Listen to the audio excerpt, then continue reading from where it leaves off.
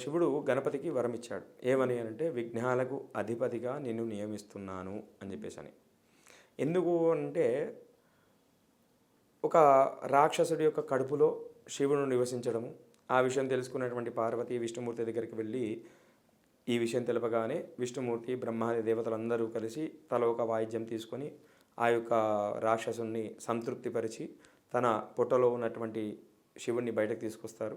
తీసుకొచ్చిన క్రమంలో ఆ విషయం తెలుసుకున్నటువంటి పార్వతీదేవి సంతోషించి తలంటు స్నానం చేద్దామని చెప్పేసి లోపలికి వెళ్ళి పరధ్యాసతో ఒక తన శరీరానికి ఉన్నటువంటి పసుపుతో ఒక రూపాన్ని తయారు చేస్తే ఒక అందమైనటువంటి బాలు యొక్క రూపం వచ్చింది.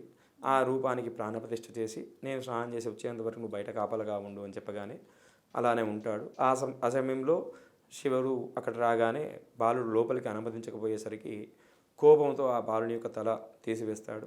తర్వాత లోపలికి వెళ్ళి పార్వతీదేవితో అన్ని విషయాలు చర్చిస్తూ ఉండగా బయట ఉన్నటువంటి బాలుని యొక్క విషయం వచ్చింది. ఆ విషయం తెలపగానే పార్వతీదేవి తీవ్రంగా దుఃఖిస్తుంది. ఆ విషయం తెలుసుకుని తన దగ్గర ఉన్నటువంటి ఆ రాక్షసుడు అయినటువంటి గజాసురుడు అనేటువంటి రాక్షసుడి యొక్క తలను ఆ బాలుని యొక్క శిరస్సుకు ఆ ముండానికి అతికించి ప్రాణప్రతిష్ఠ చేసి, ఇప్పటి నుండి నిన్ను మాత్రమే ప్రథమంగా పూజిస్తారు అని వరం ఇచ్చినాడు. ఇది ఎందుకు వరం ఇచ్చినాడు అనంటే, ఆ గజాసురుడు శివుణ్ణి కోరినాడట.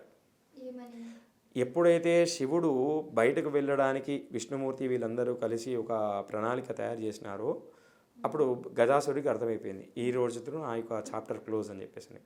అప్పుడు గజాసురుడు శివుని గురించి ఒక వరం కొడినారట. ఏమని అంటే, సరే తండ్రి, నా యొక్క శిరస్సు త్రిలోక పూజ్యం అయ్యేటట్లుగా చేయము అని. అంటే తన యొక్క శిరస్సు ఏదైతే ఉందో, గజము అంటే ఏనుగు రూపంలో ఉన్నటువంటి శిరస్సు ఏదైతే ఉందో అది త్రైలోక్య పూజ్యం అయ్యేటట్టుగా చేయాలి. అదేవిధంగా నా యొక్క శరీరాన్ని నువ్వు బట్టగా కట్టుకోవాలి అని. ఆ వరాన్ని నెరవేర్చడానికే ఇదంతా నడిచిందనమాట.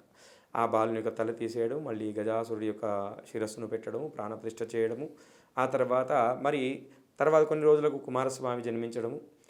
మరి కుమారస్వామికి చెప్పకుండా డైరెక్ట్గా గణపతికి ఇస్తే ఇబ్బంది అని చెప్పేసి అని ఒక పరీక్షను పెట్టడం. ఆ పరీక్షలో గణపతి తన యొక్క బుద్ధిని ఉపయోగించి తల్లిదండ్రుల చుట్టూ 3 ప్రదక్షిణాలు చేసేసరికి కుమారస్వామి ఎక్కడ ఏ నదిలో దగ్గరికి వెళ్తే ఆ నదిలో స్నానం చేసి గణపతి బయటకు రావడం చూస్తాడనమాట. ఆ తర్వాత కైలాసం వచ్చేసరికి ముందుగానే గణపతి చేరుకొని ఉంటాడు. అది చూసి కుమారస్వామి చెప్పేస్తాడు, అయ్యా మా అన్నయ్య గారికి ఈ యొక్క ఆధిపత్యం ఇవ్వండి అని.